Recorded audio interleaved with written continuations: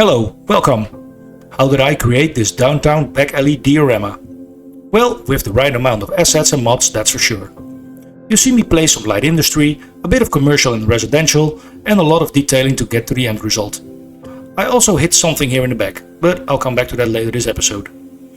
This was by far the hardest diorama I've made so far in City Skylines. I ended up building without recording, did a lot with Move It, and had to cut down 5 hours of content for this video. Well, actually 6.5 hours, but like I said, someone forgot to press record. Again. Now, let's get into the process.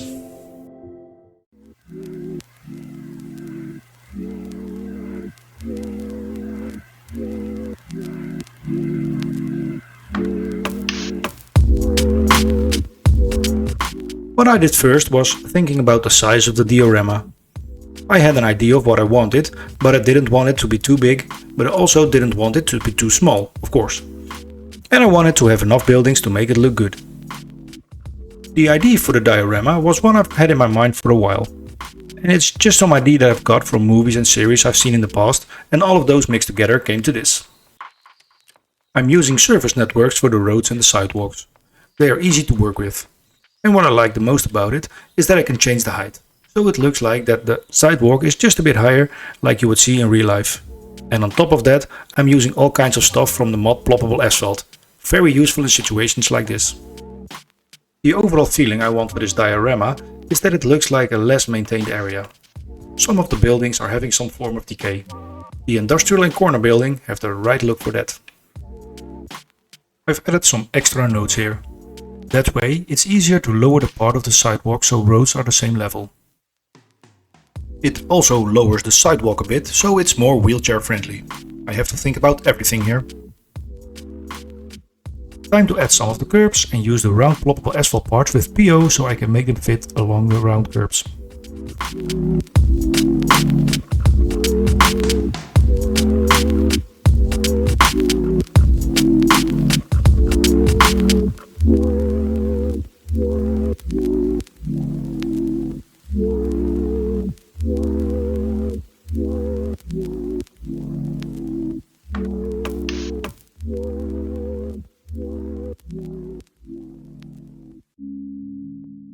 And with the buildings, roads and sidewalks in place, it's time to start with the first part of detailing. Using Prop Line tool makes detailing so much easier. It works amazing with road lines like this. Shift the excess lines in place and delete the ones I don't use. Way faster than placing line for line. I wanted to have the power lines above ground. It's something you see more often in places like this. I couldn't place them directly on the surface networks, so I had to place them next to the diorama and shift them into place.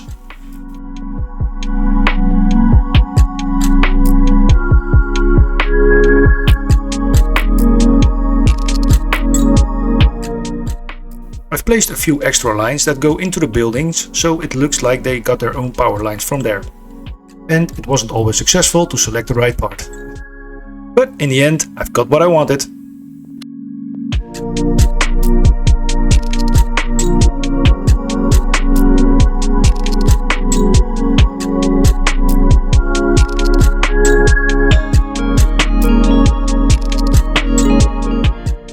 Oops, missed a fire hydrant here. What's a US street without one of those? Time to add a fence around the industrial building. I used a bit of a broken fence to give it that old look without much maintenance. In the end, the asset itself was a bit broken, so later this episode you see me replace it again. It was broken because of the visibility. From some distances or angles, you could only see the shadow but not the fence itself. But for now you can enjoy me watching placing it.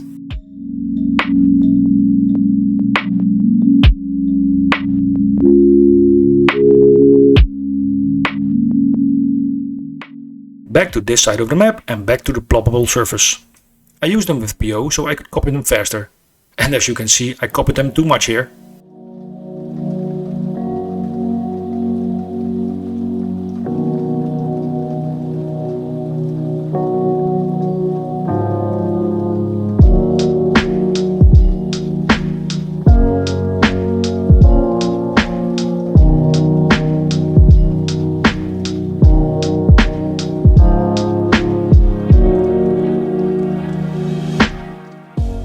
let's give these homes a bit of privacy by placing some fences. And this time without the prop line tool, because of the different types of fences I wanted.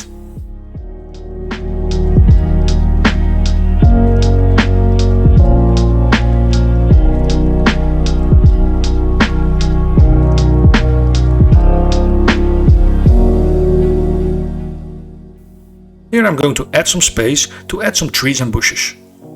All a bit overgrown, but I think that would be the most realistic for this area.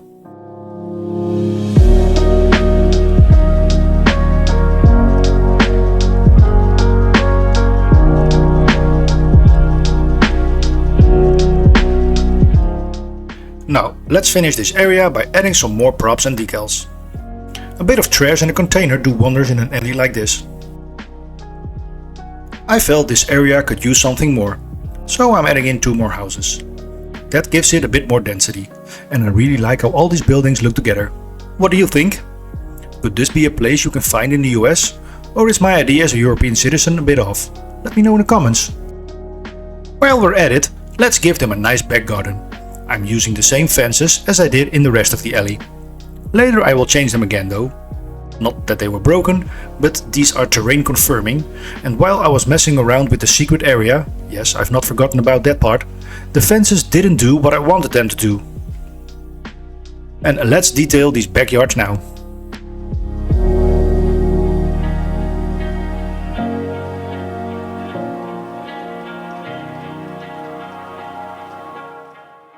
This was a big empty wall, so I wanted to add something there. And as some of you might know, I actually love Star Wars. So I thought it would be awesome to put up some Star Wars related graffiti here. And place some ads here and there to liven the area up a bit. The next part is mostly detailing to make the area come alive. So just watch and enjoy.